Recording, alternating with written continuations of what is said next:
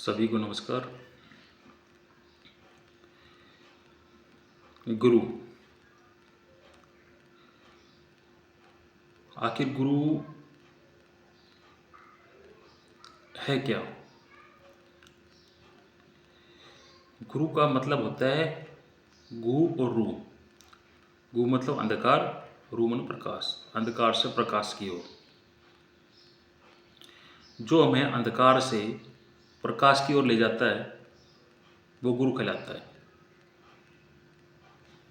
जिससे भी हम ज्ञान प्राप्त करते हैं वो गुरु होता है। जो शिक्षक होते हैं, जो विद्यालय में पढ़ाते हैं हमें, वो भी गुरु होते हैं।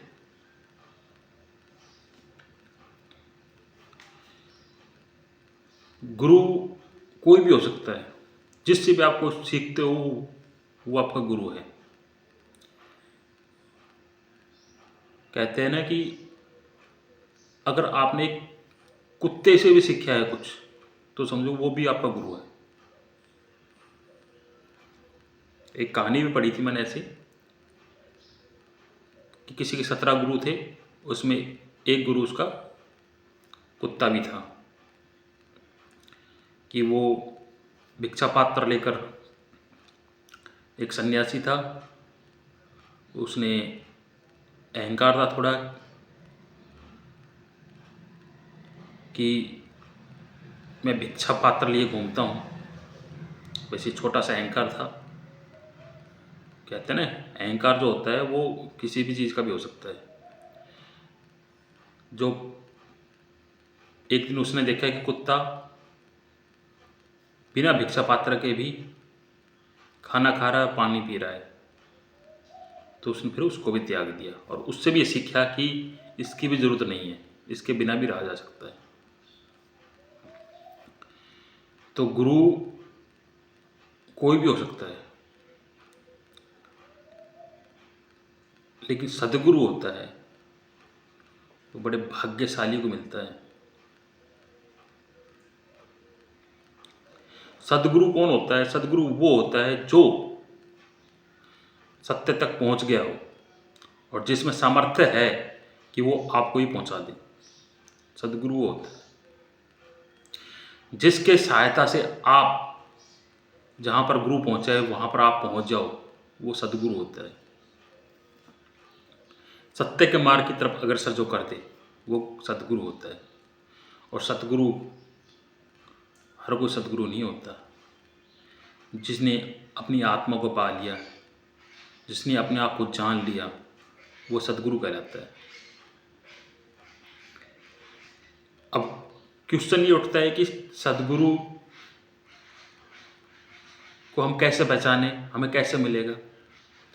देखो, अगर सच्ची प्यास हो, सच्ची श्रद्धा हो, तो सदगुरु ही आपको ढूंढते हुए आपके पास आ जाएगा। आपकी प्यास ही सदगुरु के पास आपको ले जाएगी। जैसे सदगुरु एक सच्चे शिष्य को ढूंढता है, तलाशता है, ऐसे ही शिष्य भी तलाशता है। मतलब जैसे शिष्य है जिसके अंदर सदगुरु को पाने की प्यास होती है, वैसे सदगुरु के अंदर भी होती है। तो दोनों ही एक दूसरे को खोजते हैं। सदगुरु चाहता है कि मुझे कोई सच्चा शिष्य मिल जाए और शिष्य चाहता है कि मुझे सदगुरु मिल जाए। अगर दोनों की श्रद्धा सही है, दोनों की प्यास सही है, तो वो मिल जाती है।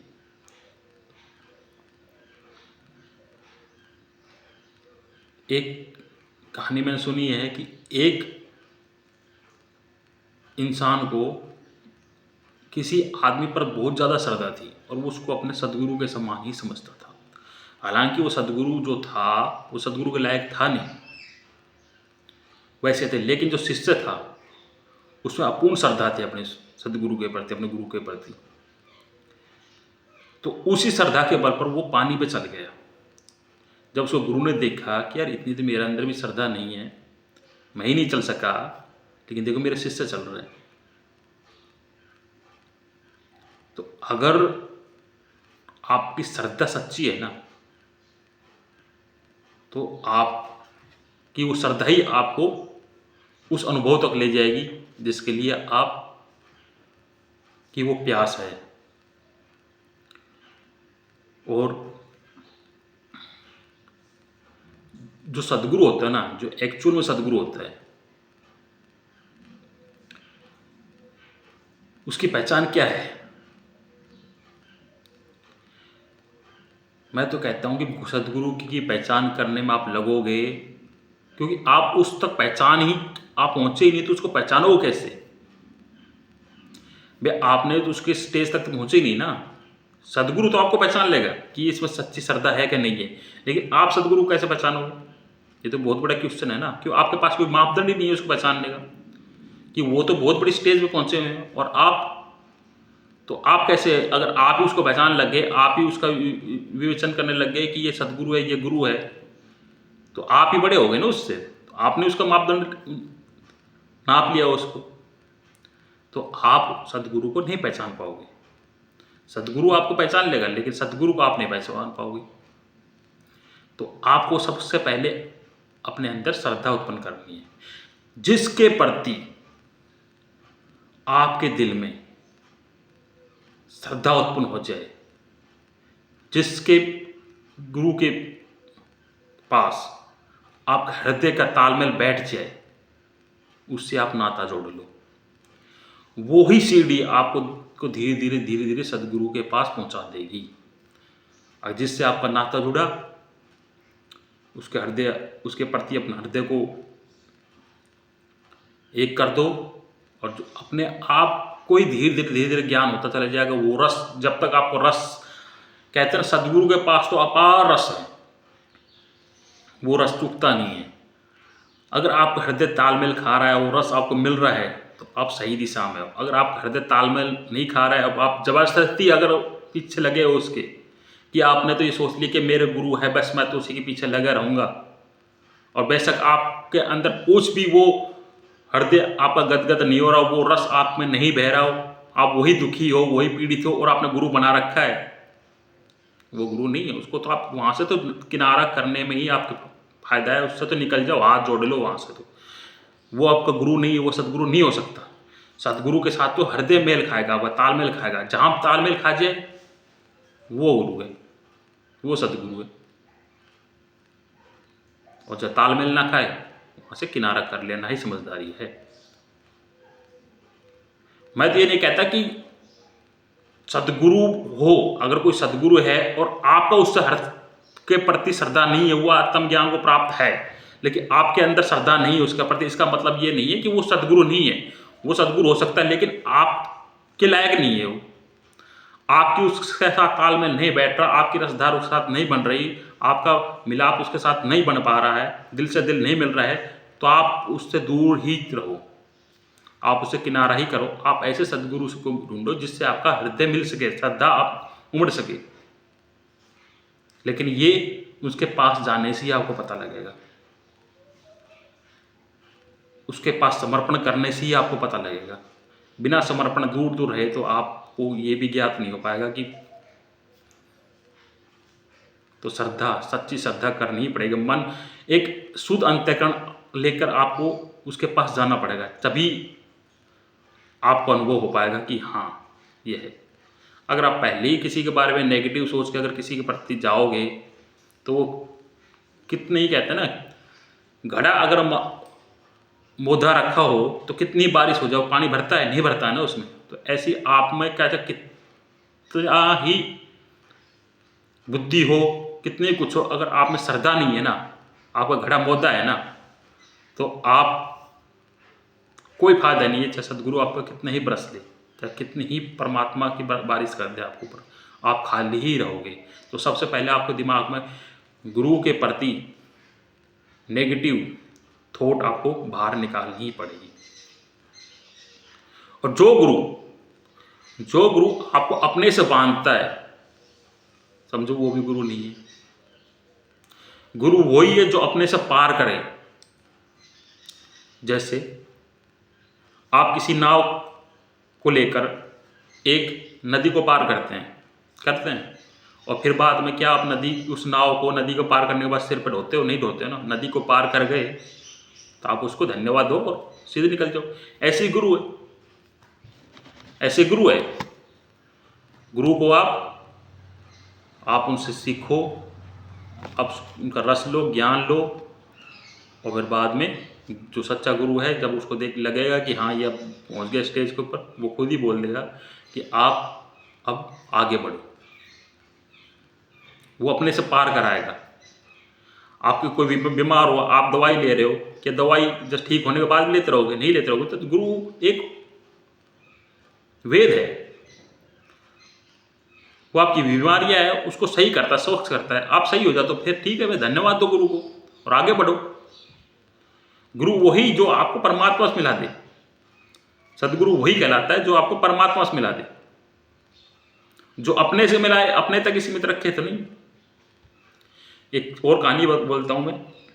एक लकड़हारा था, वो जंगल में लकड़ी काट कर लाता था डेली, रोजाना लकड़ी काटता, अपने बच्चों का, अपने फैमिली का, परिवार का पालन पोषण कर रहा था। तो फकीर था, उसको फकीर मिला, अरे क्या लकड़ी ही काटता रहेगा, थोड़ा आगे बढ़। तो वो थोड़ा आगे बढ़ा, तो उसको एक तांबे की खदान मिली। अब तांबा खदान मिली तो भाई वो उसको एक हफ्ता भर का उसका हो गया बंदोबस्त। एक हफ्ते में जाने लग गया वो। फिर फकीर मिला उसको, अरे तांबे तक ही सीमित रहेगा कि आगे बढ़ेगा? आगे बढ़ तो थोड़ा। तो वही वो उसने सोचा मेरा तो सही काम चल रहा है, मैं किस लिए आगे बढ़ूं? लेकिन थोड़ा आगे बढ़े, थोड़ा अपनी बुद्धि का भी इस्तेमाल कर लिया अगर। वो आगे बढ़ा, उसको चांदी खदान मिली। अब उसको 1 महीने का बंदोबस्त हो गया उसका। फिर आया वो 1 महीने बाद, फिर वही फकीर मिला, अरे चांदी पटक गया आप तू, अरे कुछ आगे बढ़, आगे भी आपको मिलेगा। और आगे बढ़ा तो सोने की खदान मिल गई। अब सोने की खदान मिल गई तो साल भर का हो गया बंदोबस्त उसका। फिर 1 साल में गया वो, फिर वो फकीर मिला उसको, नो सोने पटक गया, अरे और भी बहुत है आगे, कुछ आगे बढ़। आगे गया तो हीरे की खदान मिल गई उसको।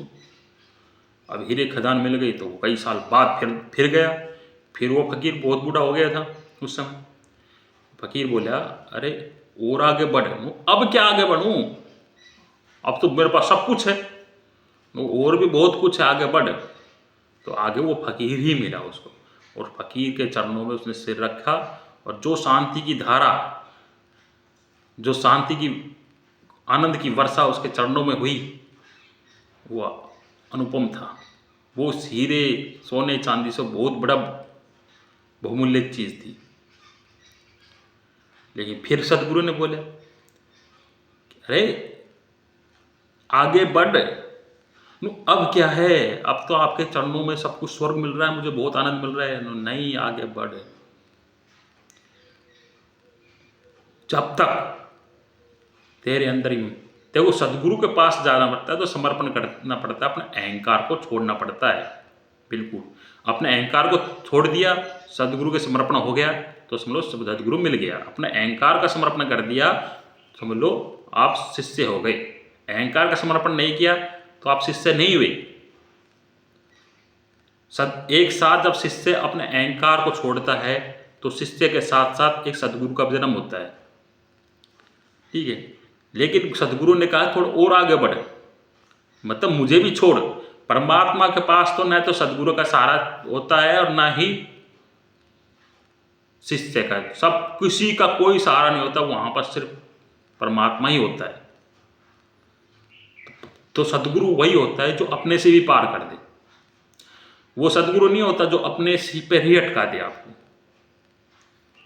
लेकिन उसके लिए पहले आपको सदगुरु के पास पहुंचना पड़ेगा, समर्पण करना पड़ेगा, सच्चा शिष्य बनना पड़ेगा, तभी तो सदगुरु आपको अपने से पार पहुंचाएगा।